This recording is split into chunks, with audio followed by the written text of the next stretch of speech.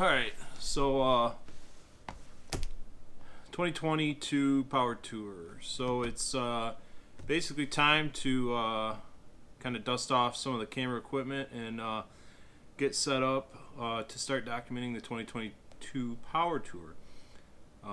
Why? Because it's winter time, and unless you're working on a project car or something like that, you probably don't have anything else to do other than watch videos. So anyways, we're going to kind of roll into that. Just to give you kind of a rundown, I signed up for the gold package. The plans right now is that me and my son are going to go. He's 17. He's just kind of getting into driving and stuff. And then my dad is going to go. He's long hauled to 10 or 12 times. So this might end up being his last one. You know.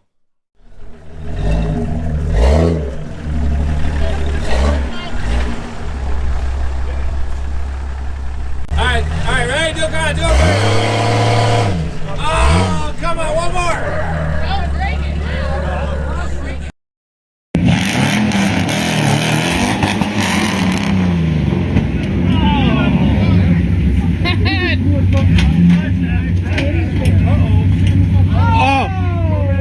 I got it too.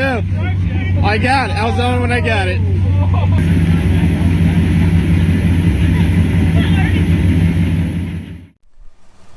Alright, so what better way to break something than doing a burnout, leaving a four-wheel drive meet and greet? I mean, I really feel like it was the highlight of the night. I think people were like, oh, that's classic Straw, classic Kevin. Like, that's his thing. He just likes to blow his shit up, like doing a burnout, leaving an event. So, is what it is. We managed to pull the rear drive shaft out. Got the Willys home on the front drive shaft. Got it home in 4 low. I couldn't find 4 high. So, anyways, that's Jeep Life. Jeep Life Live. Beginning of garage day. I gotta deal with this.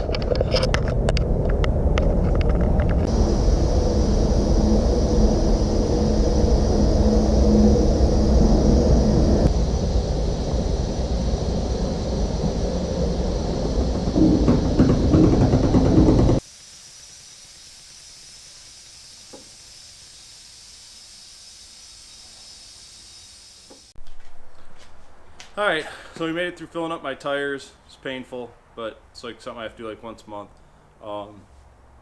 So if you guys follow Facebook at all, you may have seen, I'm kind of an idiot, and I recently put a line lock on the Jeep, and I was using the line lock, and I kind of spooled it up and let it fly when I should have kind of eased into it since I have the line lock now. And when I did that, because the front brakes were locked up and everything started to spin, and I think it axle wrapped. Anyways, it broke the pinion off of my Ford 9-inch, which is the second time it's happened on this Jeep. And so it was a mismatched ring gear set already. So I'm probably gonna double check this one right here that I have behind me, make sure that it's a 355 gear. If it is, I'll either pull just the pinion out and put this pinion in there and then just check the backlash, which I did the last time, and it drove like that for like 7 years. Or I'll go ahead and switch out everything, but I'm going to go ahead and try to get into that right now.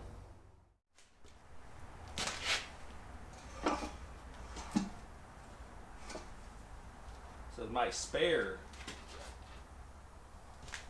You got to have spares all the time.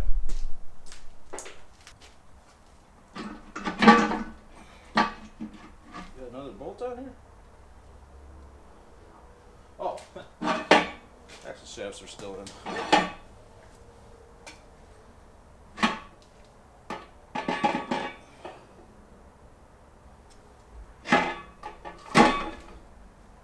Huh.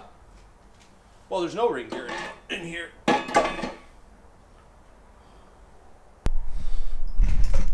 So I have no actual idea where that ring gear is. Seems like, I don't know.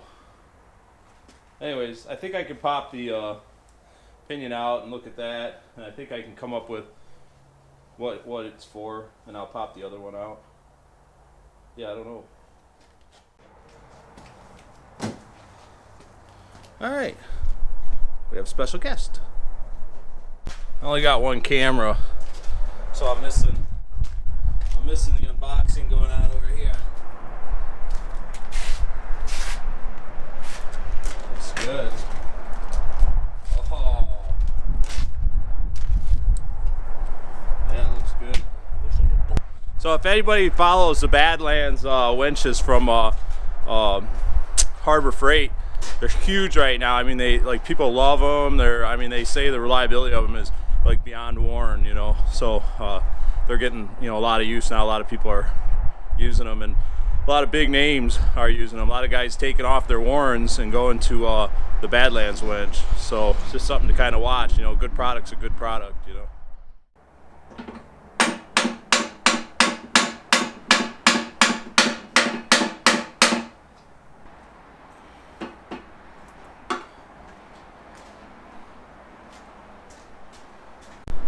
Alright,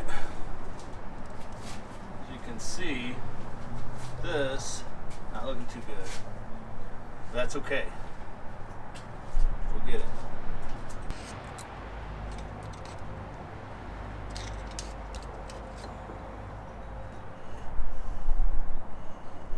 Oh, it's nice looking.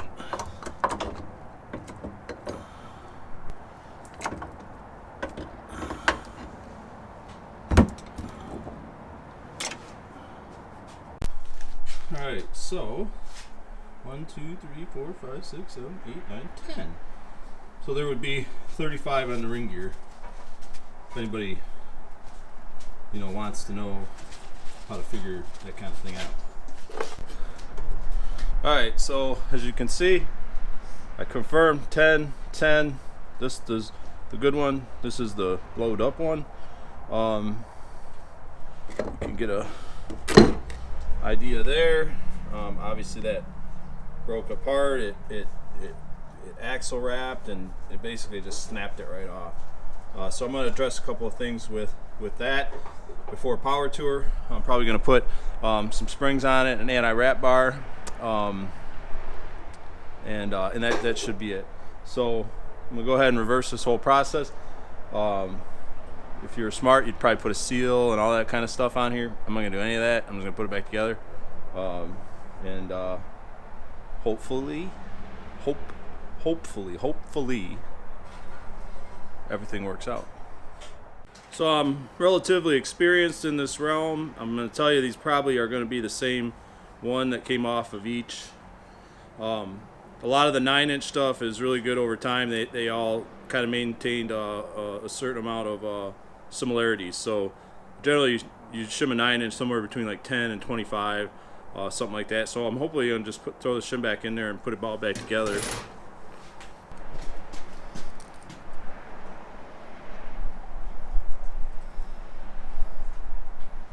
This is like a 23. See how close I am? 23. So we'll be able to throw this back in there, and hopefully that'll take care of everything.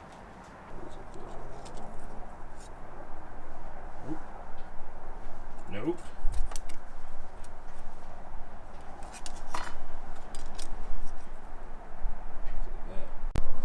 So as you can see,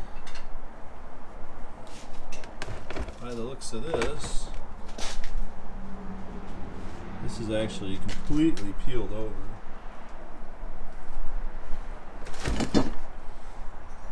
So as you can see by that, there's been some monkey business going on back there for a while, and probably the springs just finally wore out enough that it was able to flex enough to snap it off. So probably an anti-wrap bar is in my near future, which is acceptable since I have one already somewhere.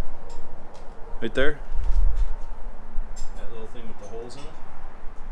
Brackets, everything already. So that'll probably happen here before too long.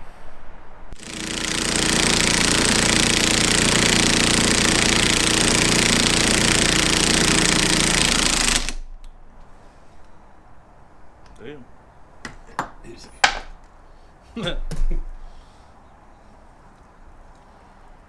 Holy shit.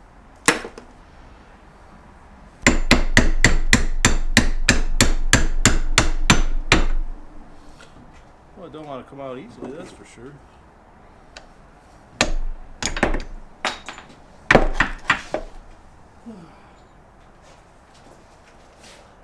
That was that. Oh my goodness. Snapped her right off.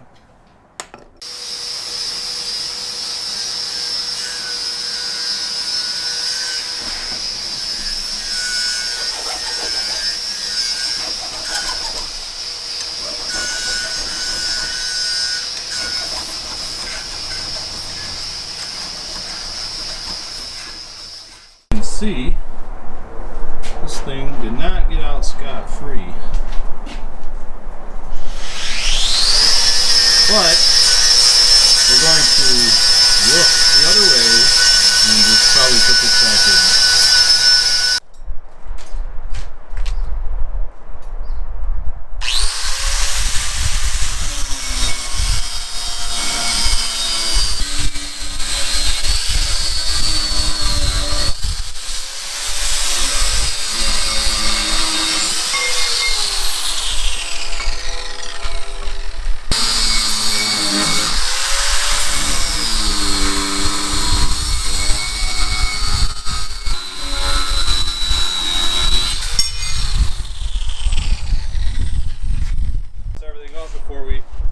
Before we go any too much further, you know, smooth everything out. I'd flip it all the way up so it's on the bottom yet. Yeah, perfect.